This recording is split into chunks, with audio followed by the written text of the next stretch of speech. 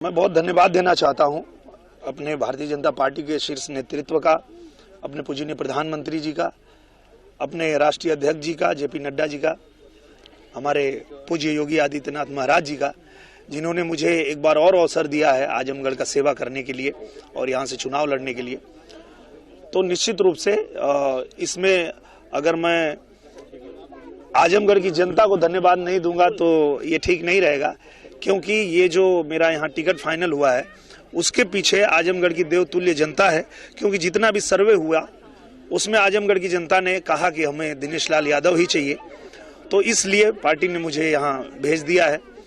और आजमगढ़ की जनता ने ये देखा है कि हम लोगों ने जो वादा किया था कि आप हमको 1-1.5 साल का जो मौका है वो दे दीजिए, जो कभी नहीं हुआ है वो आजमगढ़ में हम करके दिखाएंगे।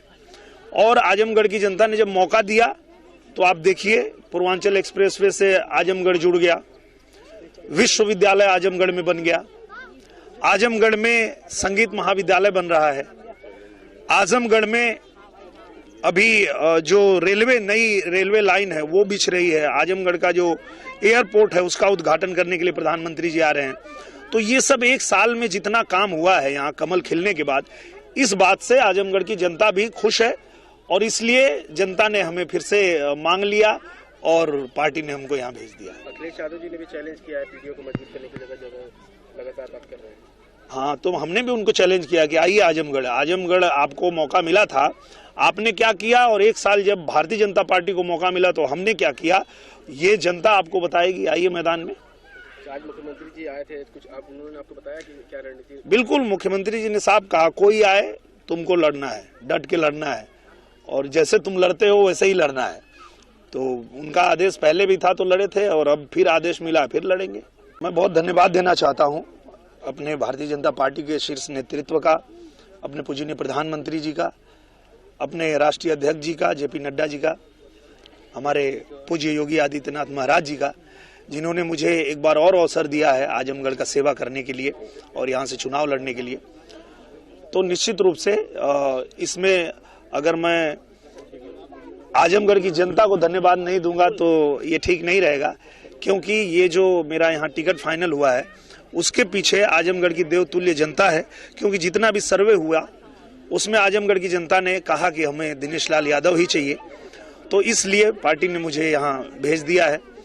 और आजमगढ़ की जनता ने ये देखा है कि हम लोगों ने जो वादा किया था कि आप हमको 1-1.5 साल का जो मौका है वो दे दीजिए, जो कभी नहीं हुआ है वो आजमगढ़ में हम करके दिखाएंगे। और आजमगढ़ की जनता ने जब मौका दिया तो आप देखिए, पूर्वांचल एक्सप्रेसवे से आजमगढ़ जुड़ गया, विश्वविद्यालय आजमगढ़ में बन गया, आजमगढ़ में संगीत महाविद्यालय बन रहा है, आजमगढ़ में अभी जो नई रेलवे लाइन है वो बिछ रही है, आजमगढ़ का जो एयरपोर्ट है उसका उद्घाटन करने के लिए प्रधानमंत्री जी आ रहे हैं। तो ये सब 1 साल में जितना काम हुआ है यहाँ कमल खिलने के बाद, इस बात से आजमगढ़ की जनता भी खुश है और इसलिए जनता ने हमें फिर से मांग लिया और पार्टी ने हमको यहाँ भेज दिया। अखिलेश यादव जी ने भी चैलेंज किया है पीडीओ को मजबूत करने की जगह लगातार बात कर रहे हैं।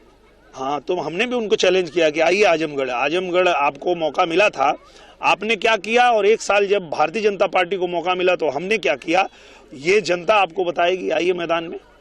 आज मुख्यमंत्री जी आए थे, कुछ उन्होंने आपको बताया कि क्या रणनीति? बिल्कुल, मुख्यमंत्री जी ने साफ कहा, कोई आए तुमको लड़ना है, डट के लड़ना है, और जैसे तुम लड़ते हो वैसे ही लड़ना है। तो उनका आदेश पहले भी था तो लड़े थे, और अब फिर आदेश मिला फिर लड़ेंगे।